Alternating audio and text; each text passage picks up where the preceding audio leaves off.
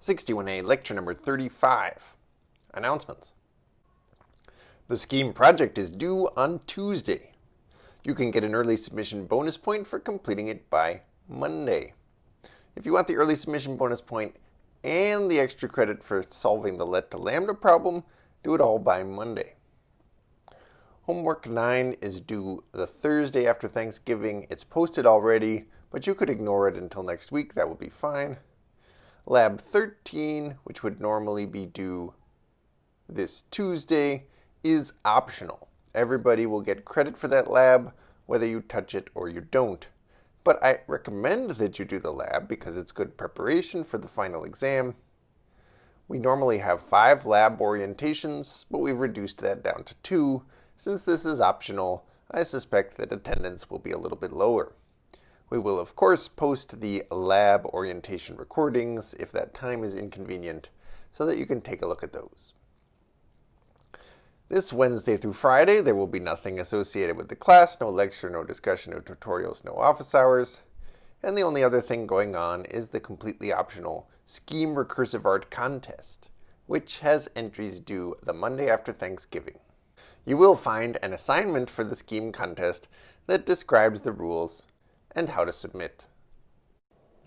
One more thing to look out for the week after Thanksgiving is that we've added some longer 45-minute tutorials for that week where they will focus on review.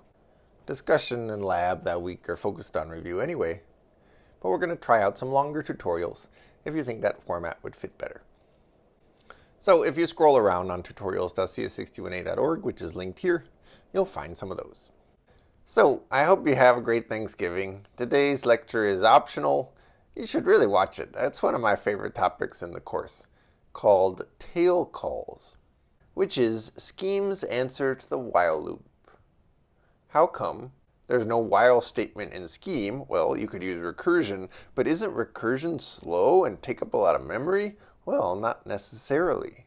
Here's a topic about programming languages and how they're interpreted that deals with exactly that problem.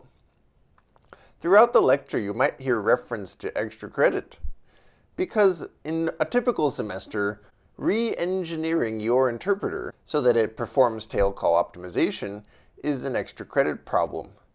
And the let to lambda problem is typically a required problem, but now we've made it extra credit and removed the tail call problem. It's still there, optionally. You can work on it if you want. In fact, it's kind of fun to work out how you would add that to the interpreter that you have.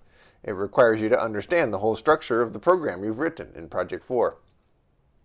Or if you don't want to do that, you could just listen to this lecture, and then you'll know all about what people mean when they say tail recursion or tail calls.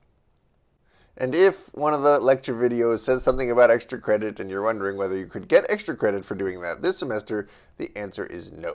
But I did not re-record all the videos because the content is the same. All right, let's dive in.